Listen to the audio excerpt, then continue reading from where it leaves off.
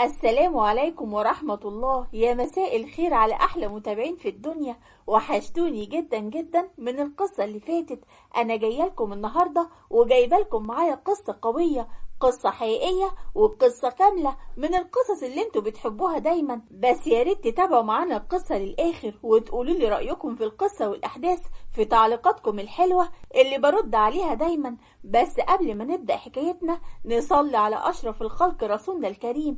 اللهم صل وسلم وبارك عليك يا حبيبي يا رسول الله. وما ننساش اللايك والشير وتفعيل الجرس عشان يوصل لكم مني كل قصة جديدة بقدمها لكم أول بأول. ويلا بينا نحكي حكايتنا. وقبل ما احكي لكم حكايتي أحب أعرفكم بنفسي.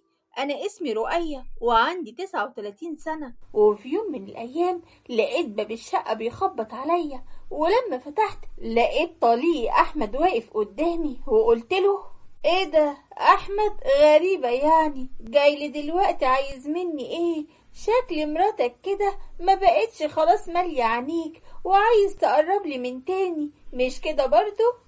انت بتحلم يا رؤية، انت لو اخر واحدة في الدنيا دي كلها عمري ما هبصلك تاني. انا جاية عشان اطمن على مازن ابننا.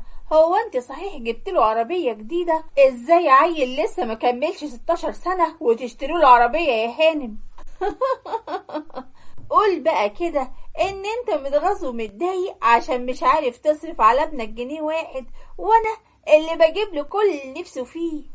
انت بجد مش مكسوفة من الكلام اللي انت بتقوليه ده؟ حرام عليكي يا شيخة، انا اللي غلطان عشان سبته قاعد معاكي. انا لازم اروح المحكمة وارفع عليكي قضية واخده منك. ومازن اللي خرج على بره وقال: ومن قالك اصلا يا بابا ان انا عايز اعيش معاك؟ انا مرتاح مع قعدتي مع امي وما بفكرش اسيبها ابدا. يا ريت انت اللي تبعد عننا بقى.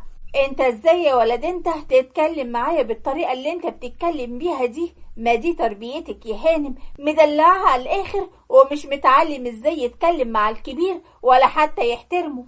انا بجد نفسي افهم انت عايز مننا ايه يا احمد دلوقتي؟ ولا انت جاي مخصوص عشان تعمل معانا مشاكل والسلام؟ انا الحمد لله ربنا مديني فلوس وكرمني اخر كرم، ليه ما خليش ابني يتدلع ويتهنى في شبابه؟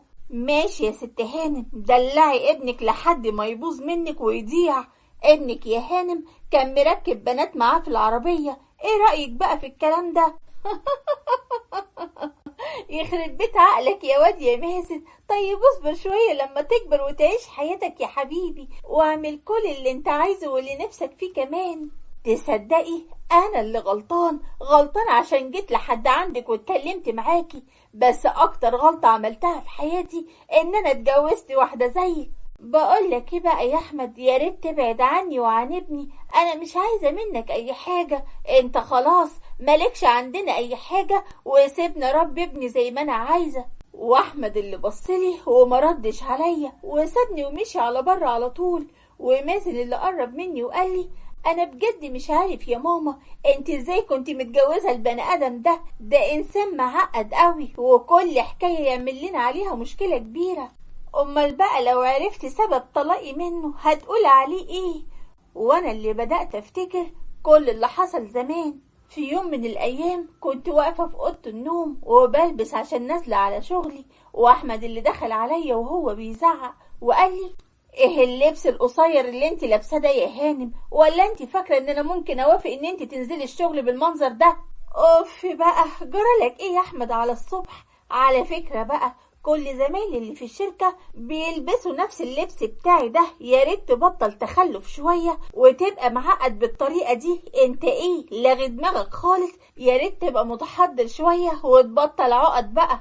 على فكرة يا رؤية اسلوبك في الكلام ما بقاش عاجبني ابدا، وكمان موضوع السجاير زادت قوي عن حدها بصراحة، وانا مش هتحمل ابدا ان مراتي تشرب سجاير بالشكل ده. بقولك ايه بقى يا احمد، خلاصة الكلام يا حبيبي عشان تريح نفسك وتريحني. ايه رأيك بقى لما اقعد في البيت زي اي ست في الدنيا وانت تنزل تشتغل؟ انا ما عنديش اي مانع خالص. هو انت فاكرة نفسك ماسكاني من ايديا اللي بتوجعني يا رؤية، وكل دقيقة والتانية تقولي لي كلام يحرق الدم عشان انت مرتبك احسن مني واعلى مني؟ كويس قوي ان انت معترف بالحقيقة دي. يلا بقى ما تعطلنيش اكتر من كده، انا نازلة ورايحة الشغل. اصلا انا عندي اجتماع مهم جدا، ومش عايزة افكرك يا احمد ان كلامك ده بيزعلني منك قوي، فياريت ما تخلينيش ازعل منك اكتر من كده. وانا اللي خلصت كلامي وسبت ورحت على الشركة على طول، واحمد اللي مسك تليفونه واتصل بصاحبه محمود، ومحمود اللي قاله والله ابن حلال، ده انا كنت لسه حتى بفكر اتصل بيك عشان خاطر اقولك ان انا لقيت لك شغل جديد، انما ايه هيريحك قوي يا احمد. تصدق يا محمود ان الشغل ده جه في ميعاده؟ انا مخنوق قوي الفترة دي، وعندي مشاكل كتيرة قوي في البيت بسبب يعني ان انا وظيفتي على قدي ومرتبي قليل جدا. طيب بقولك ايه رأيك يا صاحبي لما ننزل نقعد في اي كافيه ونقابل صاحب الشغل بالمرة ونتكلم معاه وتقوله اللي انت عايزه؟ ماشي يا محمود، انا ما عنديش اي مشكلة. وفعلا احمد اللي نزل وراح قعد في الكافيه وقعد مع محمود وشيماء اللي قالت له انت عارف يا استاذ احمد، انت جيت لي نجدة من السما. انا من ساعة ما جوزي توفى وانا مش فاهمة اي حاجة في شغله خالص، وخايفة بصراحة ان الناس اللي شغالة معايا تسرقني. على فكرة بقى يا مدام شيماء، انا مش بدافع عن احمد عشان هو زميلي وصاحبي، لا والله، احمد انسان محترم جدا، وهو الوحيد اللي هيقدر يحافظ على شركتك واملاكك كلها. خلاص على بركة الله، ممكن تجيلي بكرة يا أستاذ أحمد على الشركة بتاعتي. هي شركة صغيرة يعني مش كبيرة قوي، بس من ساعة ما جوزي توفى وأنا مش فاهمة أي حاجة فيها خالص ومش عارفة أعمل إيه. وأنا مش عايزك تشيلي هم أي حاجة خالص يا مدام، وأنا بقى هوقفلك الشركة دي على رجليها من تاني. وفجأة سمعوا صوت ضحكتي العالي، ومحمود اللي بص جنبه وقال معلش يا أحمد، مش اللي قاعدة هناك دي تبقى مراتك رؤية؟ هو مين اللي قاعد معاها هناك ده، وليه بتضحك بالطريقة دي؟ واحمد اللي بص على الترابيزة بتاعتي ولقاني بقول والله يا استاذ محسن مش عايزة اقولك انت دمك خفيف قد ايه، دايما كده بتضحكني. واحمد اللي قرب مننا وقال حلو قوي الكلام ده يا ست هانم، طيب ما تقوليلي بقى النكتة اللي قالها لك الاستاذ عشان نضحك كلنا مع بعض. الله، هو في ايه يا احمد؟ ده استاذ محسن عامل عندنا في الشركة، وانا قابلته هنا في الكافيه عشان يمضلنا على ورق الصفقة الجديدة. اخرسي خالص ومش عايزة اسمع لك صوت تاني، واتفضلي يلا امشي قدامي على البيت. طيب اهدى بس يا احمد وانا هفهمك على كل حاجة. واحمد اللي شدني من ايديا وخدني وروحنا على البيت على طول. واول ما وصلنا البيت قعدت ازعق معاه وقلت له ايه الهمجية بتاعتك دي يا متخلف؟ انت ازاي تشدني من ايديا وتسحبني كده قدام الناس؟ ولا قدرت شغلي ولا قدرت الناس اللي كانت قاعدة. هو انت ليك يا عين يا هانم تتكلمي معايا بعد كل اللي شفته بعينيا؟ على فكرة بقى يا رؤية، مفيش طلوع من البيت تاني ومفيش شغل من بعد النهاردة، انت سامعة ولا لا؟ يا سلام، ومين بقى اللي هتسمع كلامك يا أستاذ؟ انت عارف كويس قوي ان الشغل ده كل حياتي، وانا مش هقبل ان واحد زيك يتحكم فيا، لانك انسان متخلف وهمجي وبتعامل الستات بطريقة همجية، وانا مش هقدر اعيش معاك اكتر من كده. يا ريت تطلقني بالذوق يا احمد. معقولة يا رؤية؟ معقولة هتبيعيني وتبيعي ابنك عشان خاطر الشغل؟ لا يا حبيبي، ابني ايه اللي انا استغنى عنه؟ ابني هيخرج من بيتي ورجله على رجلي، انا ما اقدرش استغنى عنه ابدا، انت سامع ولا لا؟ ولو ما كانش بالذوق هاخده بالمحكمة، وانت عارف ان ابني لسه في حضانتي. وانا ما يشرفنيش يا رؤية ان انت تفضلي على ذمتي لحظة واحدة، انت طالق يا رؤية. وبعد ما احمد طلقني اخدت شقة وقعدت فيها انا وابني وبعدت عنه خالص. وتاني يوم احمد راح الشركة بتاعت شيماء، وشيماء اللي اول ما شافته قالت له انا قلت يعني ان حضرتك مش هتقدر تيجي النهاردة علشان يعني المشاكل اللي حصلت امبارح في الكافيه، بس انت تمام يا استاذ احمد ولا لسه في مشاكل؟ انا الحمد لله يا مدام شيماء احسن من الاول بكتير، واقدر النهارده استلم الشغل في الشركة، ولا حضرتك عندك رأي تاني؟ لا طبعا يا استاذ احمد، تعالى معايا ادخلك مكتبك واعرفك الشغل ماشي ازاي هنا في الشركة. ومن بعد اليوم ده واحمد مسك شركة شيماء وكبرها اكتر من الاول، واحمد وشيماء اللي قربوا من بعض وحبها جدا واتجوزها وعاش معاها في نفس الشقة. وانا اللي قعدت من غير جواز عشان خاطر ابني واهتميت بشغلي وبس، وازاي يبقى معايا فلوس عشان اقدر اعيش ابني عيشة كويسة. وانا رجعت من تفكيري تاني وقعدت اكلم نفسي واقول ماشي يا احمد، انا وانت والزمن طويل. وفي الوقت ده في شقة شيماء اللي حماتها راحت لها وقالت لها جرالك ايه يا ست شيماء؟ هو احنا يا اختي هنتحايل عليكي عشان خاطر اشوف ابراهيم ابن ابني ولا ايه؟ ومين قالك الكلام ده بس يا حماتي؟ البيت مفتوح لك في اي وقت وتقدري تيجي وتشوفيه في اي وقت برضه، لكن ابني هيفضل قاعد هنا عندي ومش هيروح عندكم البلد ابدا. على فكرة بقى يا شيماء، انا لو قررت اخده منك هاخده منك، بس انا اللي سايبهولك بمزاجي. انتي ناسية ان انتي اتجوزتي بعد ابن الله يرحمه ولا ايه؟ ابراهيم دلوقتي بقى راجل وعنده 21 سنة، وانا لو قلت له تعالى اقعد معايا مش هيعترض ابدا. لا مش من حقك يا حماتي، وابراهيم ابني مش صغير دلوقتي ويقدر يقف قدام القاضي ويقول انا عايز اقعد مع مين. وابراهيم اللي خرج من جوه وقال وانا اصلا مش عايز اعيش معاكي يا ماما، مش كفايه ان انتي واخده كل فلوسنا ومدياها للراجل الغريب اللي عايش معاكي؟ وحماتها اللي اخدته في حضنها وطبطبت عليه وقالت له يا حبيبي يا ابني، يا ما يا ابني قلنا لها الكلام ده ودايما بتطلعنا غلطانين. فلوس ايه اللي انت بتتكلم عنها دي يا ابراهيم؟ انت عارف كويس قوي ان عمو احمد انسان محترم جدا وعمره ما يمد ايده على حاجة مش بتاعته، ده هو الوحيد اللي حافظ على فلوسنا وكبر الشركة من بعد ابوك الله يرحمه ما مات. انا كده خلاص فهمت يا ابراهيم، يبقى انت اللي اتصلت بستك وحكيت لها على كل حاجة وجبتها لحد هنا، مش كده برضو؟ شوفي يا اختي البت بتقول ايه، هو انت يا اختي عايزة تلبسينا مصيبة وخلاص؟ ابنك يا حبيبتي ولا كلمني ولا اشتكالي، الواد شايب بعينيه وعارف كل حاجة. احب اطمنك يا حماتي، احمد جوزي عمره ما بص لفلوسنا ابدا، هو بيشتغل في الشركة زيه زي اي موظف عندي، وكمان مش بيخليني ادفع جنيه واحد بس في البيت، وانا وابني عايشين بالمرتب بتاعه.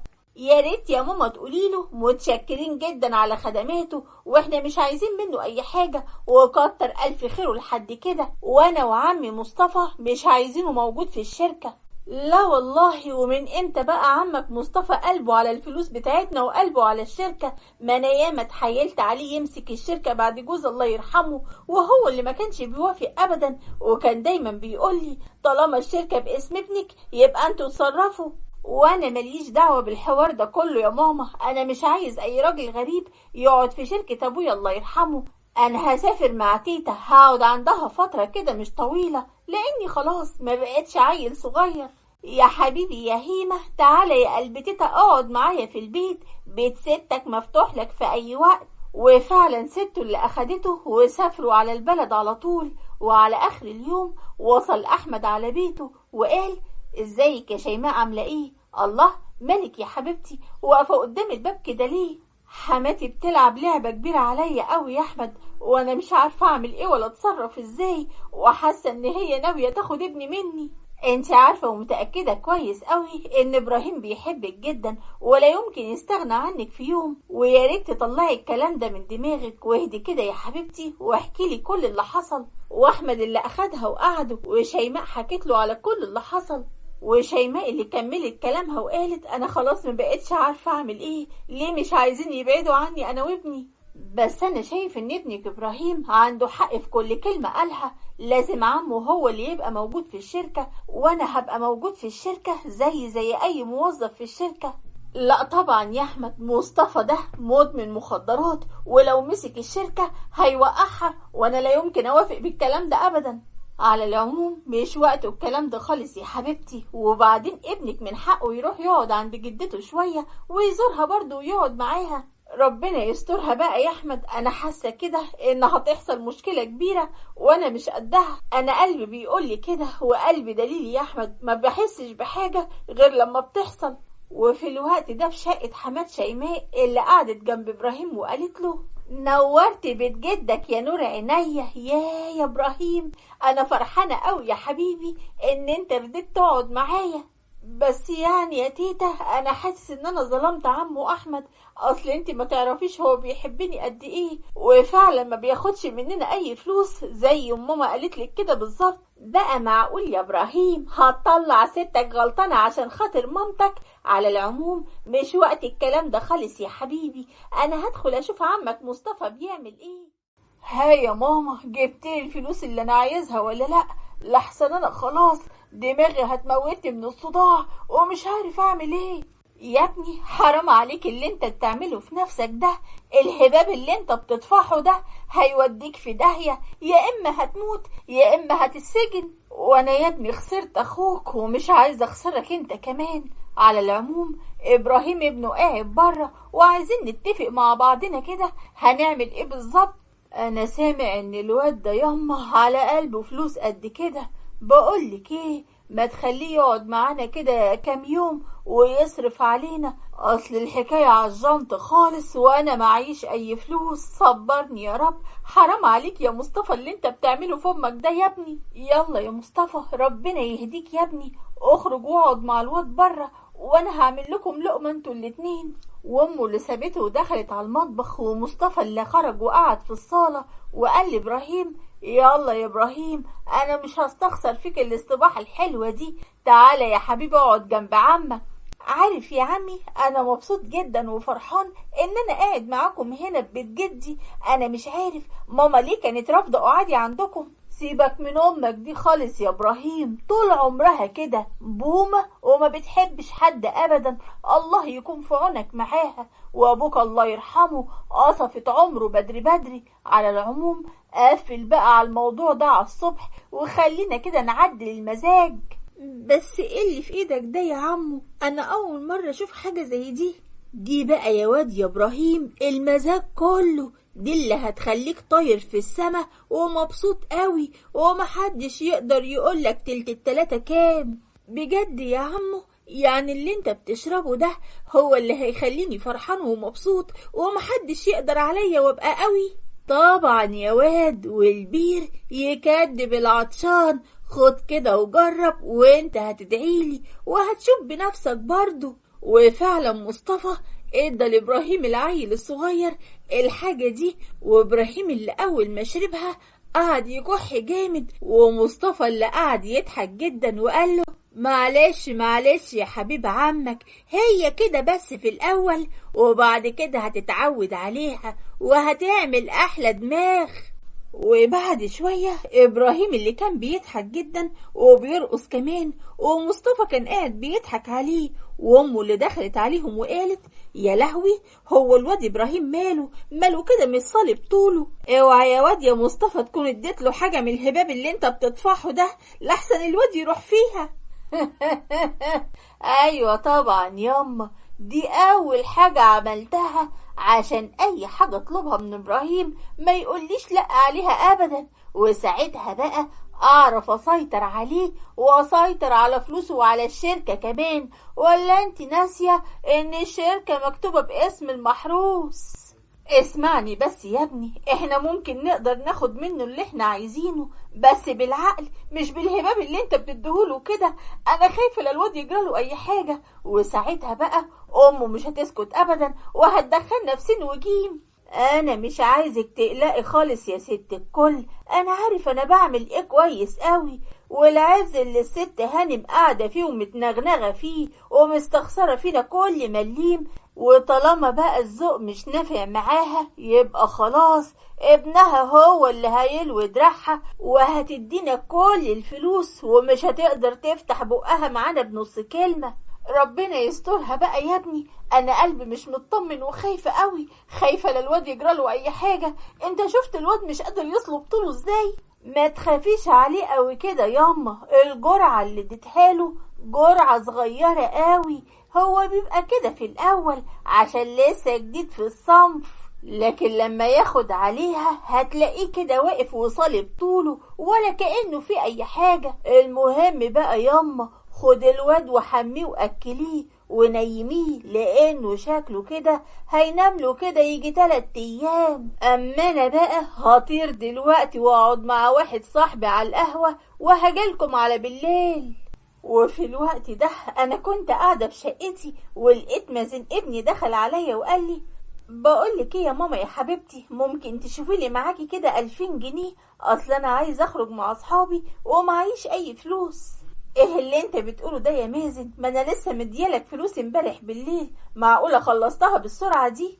الله، هو في ايه يا ست ماما؟ هو اللي اسمه احمد ده عمل لي غسيل مخ ولا ايه؟ ولا شكلك عايزاني ازعل منك؟ ده انا قلت يعني ان انا اول ما قلتلك ان انا معيش فلوس هتديني الفلوس على طول من غير ما اتكلم، وده هو اللي هعمله معاك يا حبيبي. بس انا استغربت بس مش اكتر. على العموم الفلوس يا حبيبي اللي انت عايزها موجودة جوه في الدولاب، خد من الدولاب كل الفلوس اللي تكفيك وزيادة كمان. هو انا عايزة ايه من الدنيا دي غير ان انا اشوفك مبسوط وسعيد؟ ومازن اللي قرب مني وبسني في خدي وقال لي ربنا يخليكي ليا يا ست الكل وما يحرمنيش منك ابدا، انتي اعظم واحسن ام في الدنيا كلها. ومازن اللي سابني ودخل على اوضه النوم وفتح الدولاب وخد فلوس كتيره قوي منها ونزل على تحت على طول. ومازن اللي اول ما نزل قابل صاحبه حسن اللي كان واقف قدام العماره على طول، ومازن اللي قال له ازيك يا حسن، هو انت ما طلعتش فوق ليه؟ احسن ما انت واقف كده في الشارع. ما انا كنت طالع لك يا صاحبي، بس انا شفت غزالة رايقة كده معدية من جنبي، وبصراحة كده بقى بنت لوز اللوز ومش عارف اخرجها من دماغي. هي مين البت دي يا مازن؟ هي جارتكم ولا ايه؟ ولا جارتنا ولا حاجة، دي شهد بنت بواب العمارة بتاعتنا. وبصراحة كده بقى انا قافل قوي من البت دي، بنت كده شايفة نفسها عليا ومناخيرها في السما، وانا حاولت ادخل لها من اي سكة بس معرفتش. يا راجل قول كلام غير ده واحدة غيرها تبوس ايديها وش وظهر ان انت حنيت عليها وبصت لها. هي شايفة نفسها على ايه؟ وهي فين وانت فين يا ابن البشوات؟ سيبك منها دلوقتي يا حسن وطمني وقولي جهزتنا الفيديوهات اللي هنتفرج عليها ولا لا؟ ايوه طبعا يا صاحبي، انت تؤمر وانا عليا التنفيذ. بس الاهم بقى من ده كله جهزتلي الفلوس اللي طلبتها منك عشان نأجر بس الشقة وناخد راحتنا على الاخر. طبعا يا ابني، هو انا من امتى بقولك على حاجة وبرجع فيها؟ على العموم يلا بينا خلينا نلحق السهرة كده من اولها. وحسن ومازن ابني اللي اخدوا العربية ومشيوا على طول، وتاني يوم مصطفى اللي اخد ابراهيم وراحوا على الشركة على طول ودخلوا على مكتب احمد. واحمد اللي اول ما شاف ابراهيم قال له اهلا اهلا يا ابراهيم، وانا بقول برضو الشركة نورت كده ليه؟ بس غريبة يعني ما قلتليش ان انت جاي النهاردة، كنت خليت الموظفين كلهم يرحبوا بيك. ومصطفى اللي قعد قدامه وحط رجل على رجل وقال الشركة كده كده منورة بأصحابها وما تقلقش قوي كده، الموظفين عارفين من هو صاحب الشركة دي ومين اللي شغال فيها. ويلا بقى كده من غير مطرود، المكتب ده مبقاش بتاعك خلاص. وانت بصفتك ايه بتتكلم معايا بالشكل ده؟ على ما اظن يعني ان ابراهيم بقى راجل بما فيه الكفاية وهو اللي يتكلم بدالك، ولا ايه يا ابراهيم؟ انا شايف يعني ان عم مصطفى عنده حق، وانا بقول كفاية عليك لحد كده. طول السنين اللي فاتت دي وانت قاعد في الشركة ومستولى على كل حاجة، وعلى ما اظن كده انا كبير بما فيه الكفاية واقدر امسك مالي واحافظ عليه بنفسي. وانا ما عنديش اي مشكلة يا ابراهيم، انت ما تعرفش انا مبسوطة قد ايه دلوقتي ان انا شايفك كبرت قدامي. على العموم انا هفضل قاعد في الشركة لحد ما تتعلم الشغل كويس. حلو قوي الكلام ده، مع ان انا يعني مش شايف لك اي لزوم في قعدتك هنا في الشركة، بس وماله عشان خاطر عيون شيماء وما تزعلش مننا. بس يعني انت هتفضل قاعد هنا كده ولا ايه؟ يا ريت تخرج بره، عايز اقعد انا وابن اخويا لوحدنا، ولا هتفضل لازق لنا كده؟ واحمد اللي اتضايق جدا من كلام مصطفى وقال لا ما تقلقش انا خارج دلوقتي، وانت يا ابراهيم لو احتجت اي حاجة هتلاقيني قاعد في المكتب اللي جنبك على طول. واحمد اللي خلص كلامه وخرج على بره على طول، وابراهيم اللي قرب من مصطفى وقال له مش ملاحظ كده يا عم مصطفى ان احنا كده يعني اهنا احمد قوي وممكن يزعل مننا؟ المفروض قبل ما اجي على هنا كنت كلمته وعرفته ان انا هاجي واستلم الشركة، يزعل بقى ولا يطق من جنابه. وبعدين يا واد، هو انت عبيط ولا ايه؟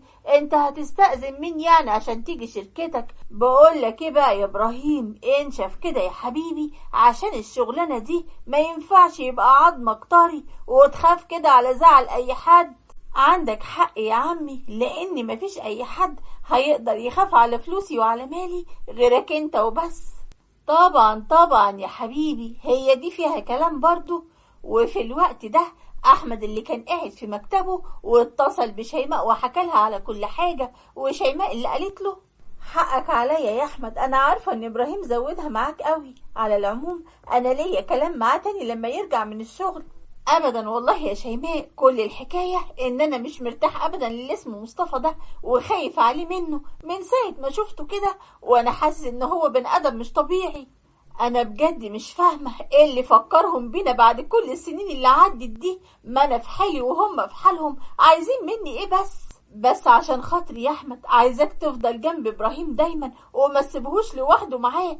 انا مش بطمن غير وانت جنبه. ما تشغليش بالك انت بس يا حبيبتي، ابراهيم زي مازن ابني بالظبط، وانا مش عايزك تشيلي هم اي حاجة طول ما انا موجود في الشركة.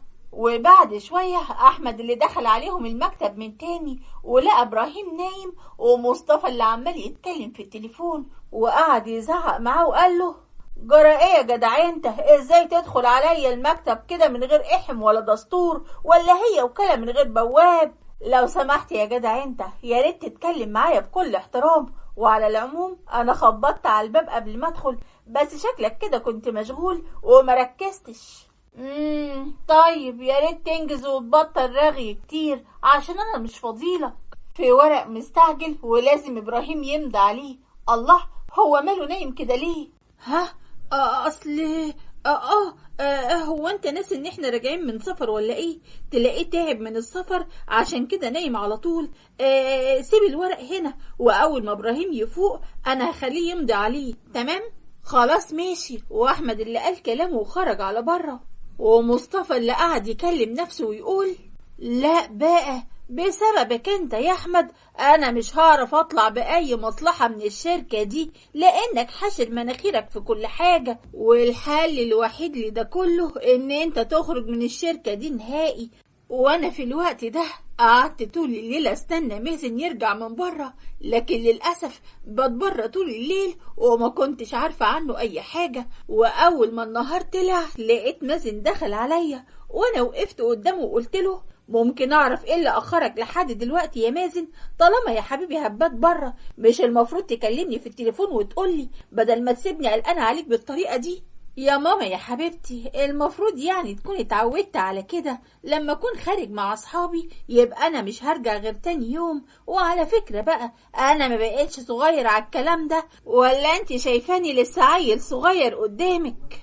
وانا اللي قربت منه وخدته في حضني وطبطبت عليه وقلت له: لا طبعا يا حبيبي، انت راجل وسيد الرجالة كمان يا قلبي، هو انا اقدر اقول كلام غير كده؟ على العموم انا هنزل دلوقتي ورايحة شغلي، وانا قلت لشهد بنت البواب تروح تجيب لنا طلبات من السوبر ماركت، واول ما تيجي تحاسبها على طول عشان انا لسه ما حاسبتهاش.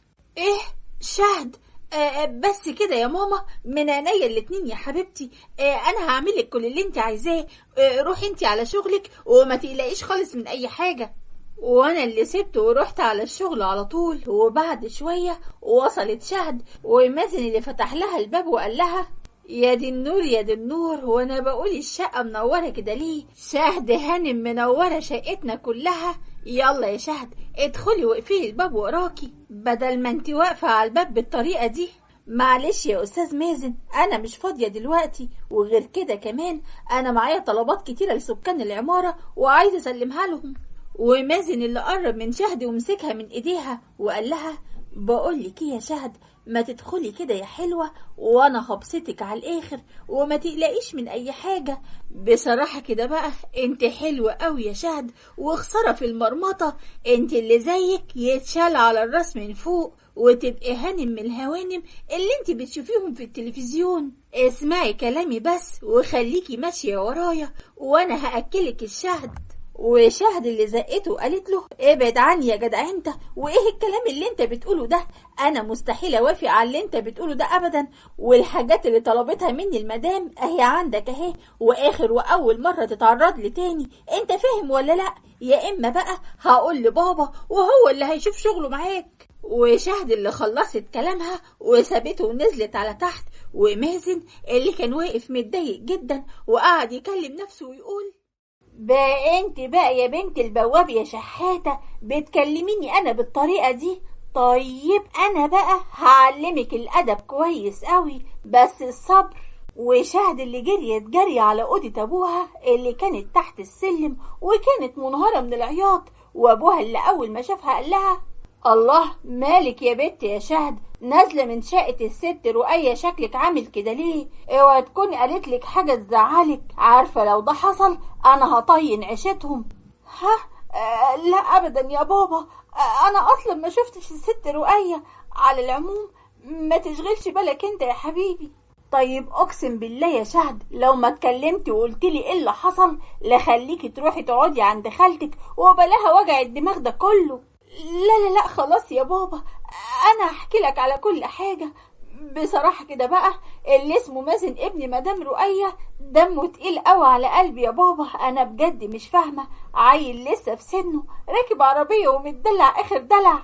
انا عارف يا بنتي ان امه مدلعاه وعيل طايش، بس كله بسبب الدلع الزيادة. على العموم بكرة هيكبر وهيتعدل بإذن الله.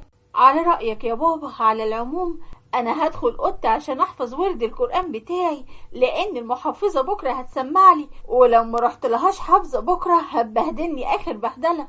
وتاني يوم شيماء اللي راحت على الشركة، واحمد اللي اول ما شافها قال لها شيماء غريبة يعني اول مرة تزورينا في الشركة. الشركة نورت يا حبيبتي، انا لو اعرف ان انت هتيجي الشركة النهاردة كنت خدتك معايا وانا رايح الشركة. مش وقت كلامك ده يا احمد، يا ريت تحصلني على مكتب ابراهيم ابني. وشيماء اللي قالت كلامها وسابته ومشيت على طول، واحمد اللي مشي وراها وهو مستغرب جدا من طريقة كلامها معاه. وشيماء اول ما دخلت المكتب قالت لو سمحت يا ابراهيم اديني كل الاوراق اللي انت قلتلي عليها اللي بتثبت ان في فلوس كتيرة قوي مسروقة من الشركة ومش متأيدة في الدفاتر. ممكن لو سمحت تطلع لي الدفاتر كلها؟ اهي يا ماما كل الدفاتر قدامك اهي، كلها تثبت ان احمد مش كويس ابدا ومش امين ابدا على الشركة ولا حتى على فلوسنا. وشوفي بقى اخد من ورانا فلوس قد ايه طول السنين اللي فاتت دي. وشيماء اللي مسكت الاوراق وقعدت تقلب فيها وبصت لاحمد وقالت له معقولة كل السنين اللي فاتت دي يا احمد وانا مخدوعة فيك؟ انا فعلا مش مصدقة نفسي ولا حتى مصدقة اللي مكتوب في الدفاتر. ومصطفى اللي كان قاعد قدامها وعينيه كلها شماتة وقال لها شفت بقى يا هانم البني ادم اللي انت متجوزاه وكنت مفضلاه علينا كلنا اهو طلع في الاخر حرامي، سرقنا كلنا ونهب الشركة كلها في كرشه. هو انت بتتكلم على ايه بالظبط يا مصطفى؟ وفلوس ايه اللي انتوا بتتكلموا عليها يا جماعة؟ يا ريت حد يفهمني. لا طبعا يا احمد انت فاهم كل حاجة كويس قوي. معقولة طول السنين اللي عدت دي وانت بتسرق فلوسي وفلوس ابني؟ منك لله انا عملت لك ايه عشان تعمل فيا كده؟ فلوس ايه اللي انت بتتكلمي عنها دي يا شيماء؟ ما انت عارفاني كويس قوي، انا مستحيل امد ايديا على فلوس مش فلوسي ابدا. حلو قوي الكلام اللي انت بتقوله ده، تصدق ان انا صدقتك يا جدع؟ بس دلوقتي عرفناك على حقيقتك وصدقت ان انت ضحكت على مرات اخويا. انت اتجننت يا جدع انت ولا ايه؟ ما تقولي اي حاجة يا شيماء ولا تدافعي عني. يعني انت سامعاه بيقول عليا ايه وساكتة كده؟ لو سمحت يا احمد يا ريت تسلمني مفاتيح مكتبك وتسيب الشركة، انا اللي غلطانة ان انا امنت واحد زيك على شركتي وعلى مالي. يعني دي اخرتها يا شيماء؟ يعني بعد ما كبرت الشركة بعد ما كانت لسه صغيرة ومحدش عارف عنها اي حاجة انا خليتها اكبر شركة في المنطقة كلها؟ ماشي يا شيماء، يعني دي جزاتي؟ على العموم انا اللي غلطان والمفاتيح بتاعت المكتب اهي، وانسي ان انا احط رجلي في الشركة دي تاني. واحمد اللي قال كلامه وساب المفاتيح على المكتب ومشي. انا عاوزاك تخلي بالك من الشركة قوي يا ابراهيم، ودي كانت اكبر غلطة عملتها في حياتي، بس انا خلاص صلحت الغلط ده، واكيد محدش هيخاف على الشركة غيرك انت وبس يا حبيبي. طبعا طبعا يا ماما، ما تشغليش بالك انت من اي حاجة، روحي على البيت وارتاحي وكل حاجة هتبقى تمام. تمام يا ابراهيم. وشيماء اللي سابتهم ومشيت وهي متضايقة جدا، وابراهيم اللي بص لمصطفى وقال له بالله عليك يا عم مصطفى، شوف لي اي حبايه من الحبوب اللي انا باخدها منك دي. اليوم اللي ما باخدش فيه الحبايه بحس ان دماغي هتنفجر وانا مش عارف اعمل ايه. حبوب ايه يا روح عمك اللي انت بتتكلم فيها دي؟ انا عندي بقى اللي احسن من الحبوب، انت كبرت خلاص على الكلام ده. ومصطفى اللي طلع كيس بودره من جيبه، وابراهيم اللي قال له ايه ده يا عمي؟ ده بقى يا حبيب عمك مش اي حد ياخده، ده انت لو خدت حتة منه هتبقى كبرت بحق وحقيقي، وهيخليك طاير فوق السحاب ومش حاسس ابدا باللي حواليك. ها انت قد ولا لا؟ ايوه طبعا يا عمي، انا قدها وقدود. هات بس الله يخليك، انا دماغي مش قادر منها. وابراهيم اللي اخد من ايده كيس وقعد يشم فيه، واول ما بيخلص بينام مكانه. ومصطفى اللي قعد يضحك على شكله وعلى منظره، وقعد يكلم نفسه ويقول حلو قوي الكلام ده يا ابراهيم، انا كل اللي عايزه منك ان انت تنام وبس، وانا بقى اللي همشي كل حاجة على كيفي.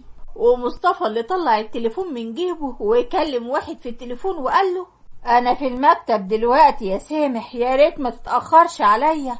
ومصطفى اللي قفل التليفون، وبعد شوية بيلاقي باب المكتب اتفتح، وسامح اللي قال له في حاجة تانية يا أستاذ مصطفى؟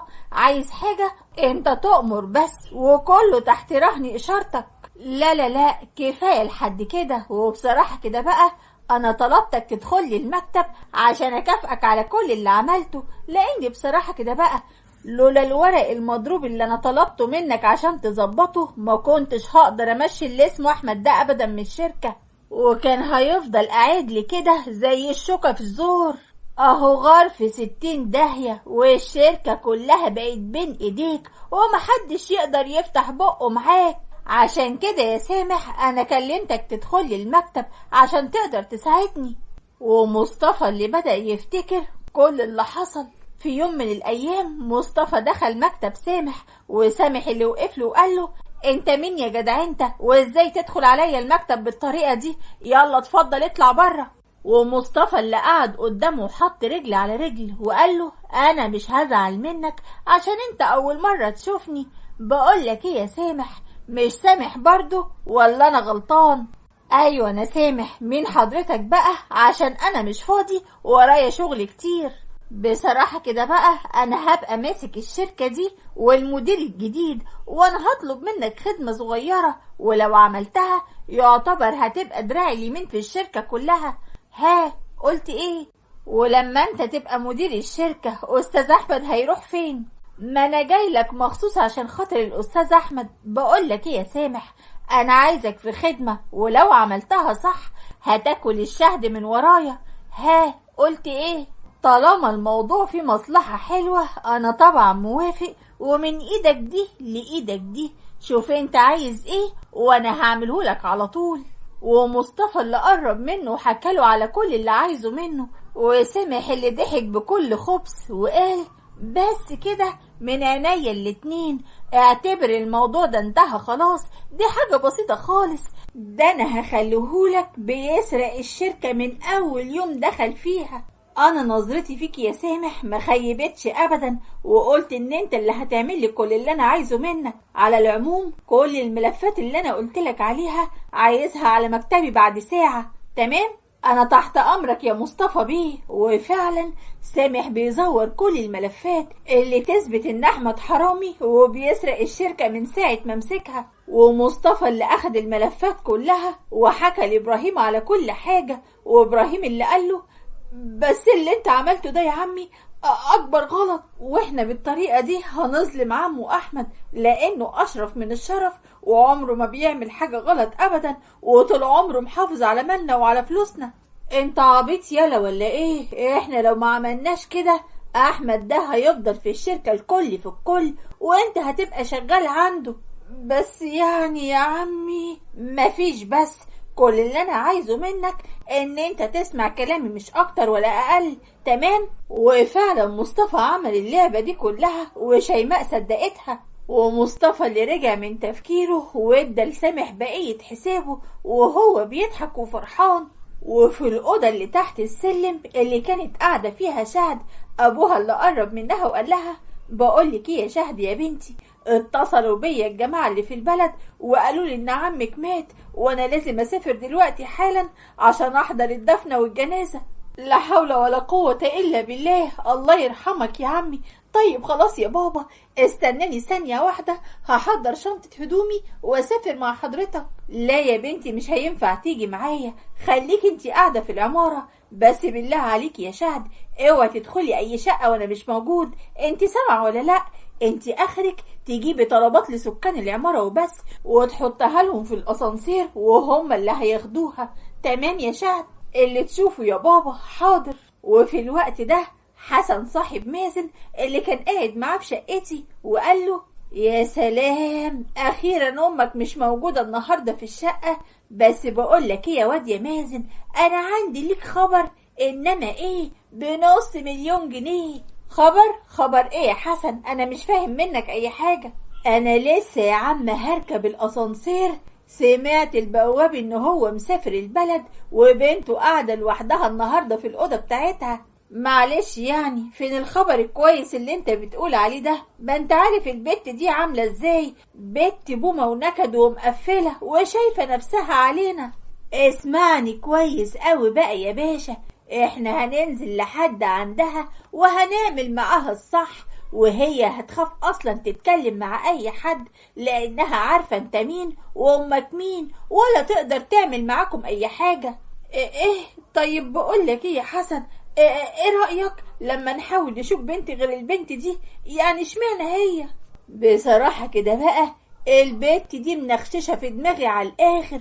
ايه رأيك هتيجي معايا ولا هتعمل ايه يا باشا؟ ومازن ابني اللي سمع كلام صاحبه زي المعمي ونزلوا على تحت على طول. وفي الوقت ده شهد اللي كانت قاعدة في الأوضة وفجأة دخلوا عليها هما الاتنين وعملوا اللي عملوه فيها، وشهد اللي قعدت تصوت ومازن جاب المخدة وكتب نفسها وشهد ماتت فيها. وأول ما عملوا عملتهم خرجوا على بره، وفي الوقت ده في واحد من جيران العمارة شافهم وهم خارجين من الأوضة، ولما رجع أبو شهد من البلد لقى بنته ميتة وسايحة في دمها، وطلب البوليس والإسعاف، وعرفوا بعد كده إن مازن وحسن هما اللي عملوا فيها كده واتقبض عليهم في الحال. وأنا اللي كنت واقفة مع البواب وقلت له انت لازم تتنازل عن المحضر، ابني ملهوش اي علاقة باللي حصل لبنتك، وحتى يعني لو هو عمل كده اكيد يعني بمزاج بنتي. حسبي الله ونعم الوكيل، انت عارفة بنتي كويس، محترمة جدا ولا يمكن تعمل اي حاجة تغضب ربنا. لا بقى شكل الذوق مش نافع معاك، انا هوديك في 60 داهية لو ابني فضل محبوس، انت سامع ولا لا؟ وانا خلصت كلامي وسبته ومشيت. وفي الوقت ده ابراهيم اللي كان قاعد في اوضته وتعبان جدا، وشيماء اللي دخلت عليه وقالت له الله مالك يا ابراهيم، وشك اصفر كده ليه يا حبيبي؟ انت كويس؟ فيك ايه بس؟ انا هبقى كويس ان شاء الله. بقولك ايه يا ماما، بالله عليك يا حبيبتي كلمي عمي دلوقتي يجيب لي البرشام اللي هو بيديهولي، انا مش قادر من الصداع، دماغي هتنفجر يا ماما. برشام ايه اللي انت بتتكلم عنه يا ابراهيم؟ وانت شكلك عامل كده ليه؟ وابراهيم اللي ملحقش يرد عليها ووقع على الارض اغمى عليه في الحال. وشيماء اللي ما كانتش عارفة تعمل ايه ولا تتصرف ازاي واتصلت على احمد وهي منهارة من العياط، واحمد اللي قال لها انت بتقولي ايه؟ طيب خلاص يا شيماء انا جاي لك حالا. واحمد اللي اتصل بالاسعاف وودوا ابراهيم على المستشفى، وهناك ابراهيم اللي حكى كل حاجة لشيماء، وشيماء اللي قالت معقولة في بني ادم يعمل كده في ابن اخوه؟ انا مش قادرة اصدق ان الفلوس ممكن تغير البني ادمين بالطريقة دي. اهدي يا شيماء بالله عليكي، مش وقته الكلام اللي انت بتقوليه ده، بقول لك ايه يا ابراهيم، اتصل بمصطفى دلوقتي حالا وقول له ان انت موافق تكتب له الشركه باسمه. الكلام اللي انت بتقوله ده يا احمد، لا طبعا انا مش موافقه على كده ابدا. اسمع الكلام اللي بقول لك عليه يا ابراهيم ونفذه دلوقتي حالا. واحمد راح على اسم الشرطه وقدم بلاغ في مصطفى على كل اللي عمله في ابراهيم، وابراهيم اللي اتصل بمصطفى قدام ضابط الشرطه، وابراهيم اللي قال له انا موافق يا عمي اعمل لك كل اللي انت عايزه، انا مستعد اكتب لك الشركه باسمك، بس جيب لي البرشام الله يخليك، احسن انك خلاص دماغي مش قادر منها يا عمي هتنفجر. وانا عارف برضو يا ابراهيم انت بتحب عمك قد ايه، ويا سيدي انا مش هستنى لحد ما تكتب لي الشركه باسمي، تعالى لي النهارده الشركه وانا هديك البرشام بنفسي. وفعلا ابراهيم اللي راح له على الشركه ومصطفى اتقبض عليه هناك، واعترف ان سامح ساعده كتير في الاوراق اللي اتزورت. وشيماء اللي قربت من احمد وقالت له انا اسفه قوي يا احمد، اسفه على كل اللي عملته معاك، بس يا ريت تعذرني يا احمد، هم حفروا لك الحفره ووقعونا احنا الاتنين فيها. حصل خير يا شيماء، المهم ان انت بخير وابنك كمان بخير، وانت عارفه كويس قوي ان انا مقدرش اسرقك في يوم من الايام. وابراهيم اللي حضن احمد وقال له ربنا يخليك ليا يا بابا، انا محتاجك جنبي قوي يا بابا، ارجوك ارجوك اوعى تسيبنا ولا حتى تتخلى عننا. وعدت الايام والشهور واتحكم على ابني ب25 سنة لانه لسه تحت السن القانوني، ودخل الاحداث وانا السبب في كل اللي حصل لابني، انا اللي دمرته وضيعت مستقبله كله بسبب دلع الزيادة فيه، وكنت فاكرة ان الفلوس هي اللي هتكون السبب في سعادته، وانا بدعي ربنا ليل ونهار ان يسامحني على كل اللي انا عملته. وكده حكايتنا انتهت، يا رب تكون عجبتكم ونالت رضاكم واستفدتوا منها زي ما متعودين من حكاياتنا، واشوفكم في حكاية جديدة من حكايات ايمي، والسلام عليكم ورحمة الله.